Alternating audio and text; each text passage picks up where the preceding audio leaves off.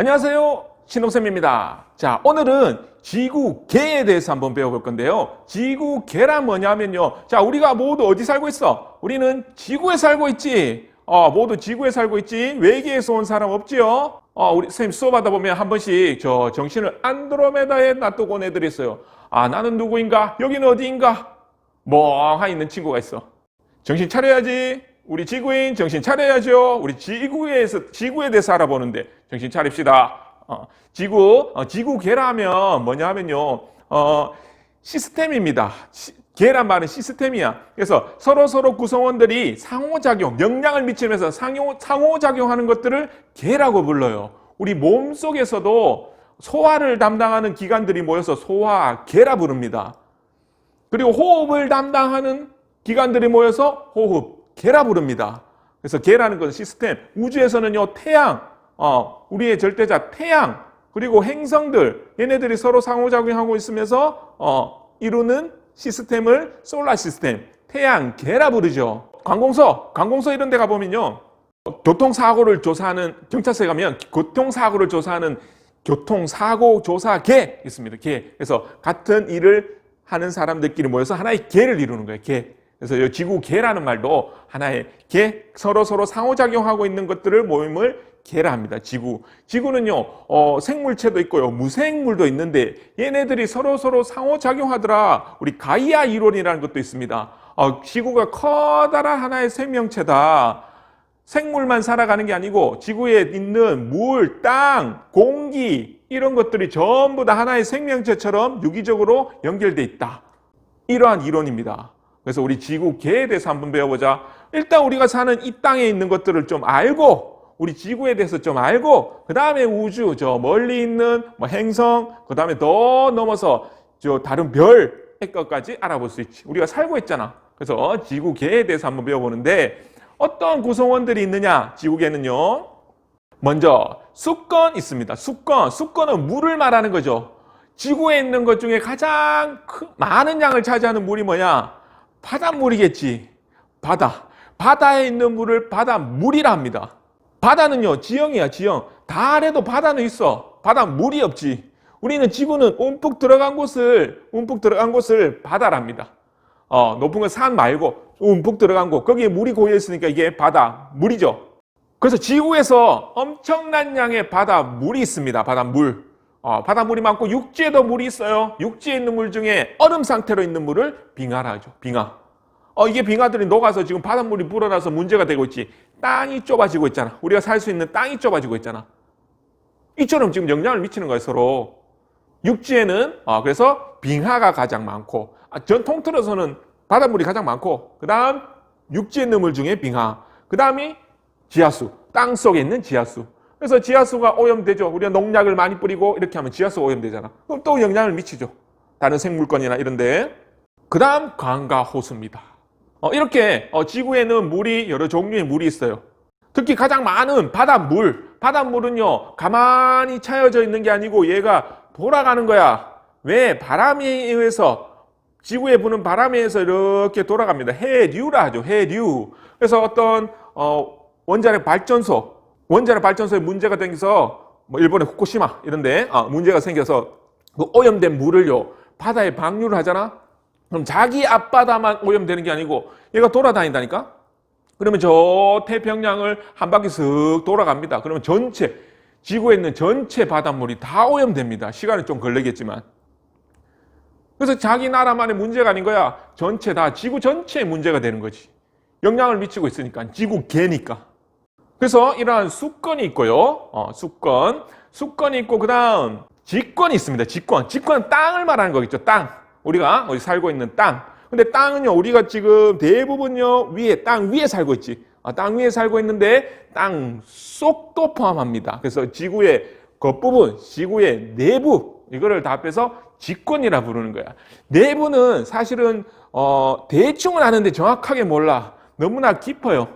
6,400km, 반지름이 6,400km. 그리고 환경도 막 뜨겁고 열악해. 가보려는데 아직까지 좀 탐사를 하기에는 좀 그래. 그래서 정확하게 잘 몰라. 하지만 지구 내부도 우리가 탐구해야 될 부분이다. 분명히. 그래서 영향을 미치고 있다. 지구 내부에서 일어나는 일, 지진이나 화산 이런 것들이 영향을 미치고 있다.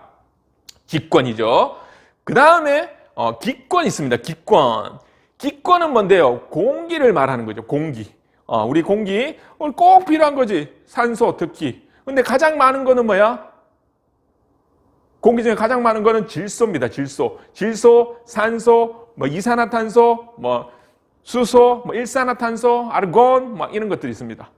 질소가 왜 가장 많은지 아니? 질소는 나중에 배우겠지만요, 가장 안정된 기체입니다. 안정된 기체. 다른 거랑 결합을 잘 안 해. 그래서 안정적이란 말이야.